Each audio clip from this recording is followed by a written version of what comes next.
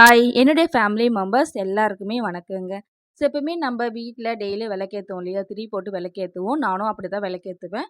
ஆனா ஃப்ரைடே ஒரு நாள் மட்டும் தான் இந்த இலைய வச்சு நான் விளக்கேத்துவேங்க. ஸோ இந்த இலைய பத்தி ஆல்ரெடி உங்க எல்லாருக்குமே தெரிஞ்சிருக்கும்.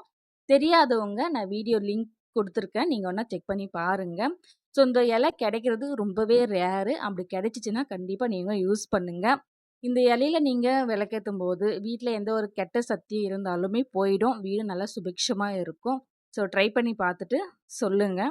ஸோ பசங்களுக்கு இந்த லீவ் விட்டாவே ஹோம்வொர்க் கொஞ்சம் அதிகமாவே குடுத்துடுறாங்க. ஸோ நாங்களும் ஃப்ரைடே காலையிலேருந்து கொஞ்சம் கொஞ்சமா பிரேக் விட்டு பாப்பாவுக்கும் ஹோம்வொர்க் எழுத சொல்லி குடுத்துட்டு இருந்தேன். ஸோ அதுக்கப்புறமா ஒரு மதியத்துக்கு மேல பாப்பாவெல்லாம் நல்லா தூங்க வச்சுட்டு, ஈவினிங் மேல தான் பேலன்ஸ் இருக்கிற ஹோம்வொர்க்க ஸ்டார்ட் பண்ணோம். ஸோ ஹோம்வொர்க்க ஸ்டார்ட் பண்றதுக்குள்ளவே பென்சில் சண்டை ஸ்டார்ட் ஆயிடுச்சு. அதுக்கப்புறம் சின்ன பாப்பாவ சமாதானப்படுத்திட்டு, அதுக்கப்புறமா தான் ஹோம்வொர்க் எழுதி முடிச்சோம். எப்பவுமே நம்ம நினைக்கிறது ஒண்ணா இருக்கும். நடக்கிறது இன்னொன்னா இருக்கும். அது மாரி தான் இந்த ஓணம் பண்டிகைக்கு தொடர்ந்து 3 நாள் லீவ் வரும்னு சொல்லிட்டு நான் எதிர்பார்த்தேன். பட் நடக்கல. 1 நாள் மட்டும் தான். ஃப்ரைடே மட்டும் தான் லீவ் விட்டுருந்தாங்க. சாட்டர்டே வந்து பசங்களுக்கு ஸ்கூல் வச்சுட்டு இருந்தாங்க. ஸோ எங்கனா வெளிய அவுட்டிங் போல தான் பிளான் பண்ணோம். ஸோ எல்லாமே கேன்சல் பண்ணியாச்சு. எனக்கு எப்பவுமே பிளான் பண்ணி ஒரு இடத்துக்கு போகணும்னா, கண்டிப்பா நடக்கவே நடக்காது. சட்டுன்னு ஒரு 5 நிமிஷத்துல முடிவு பண்ணி, அதுக்கப்புறம் கிளம்பி போகும் பார்த்தீங்களா? அந்த பிளான் மட்டும் தான் எனக்கு ஒர்க் ஆகும்.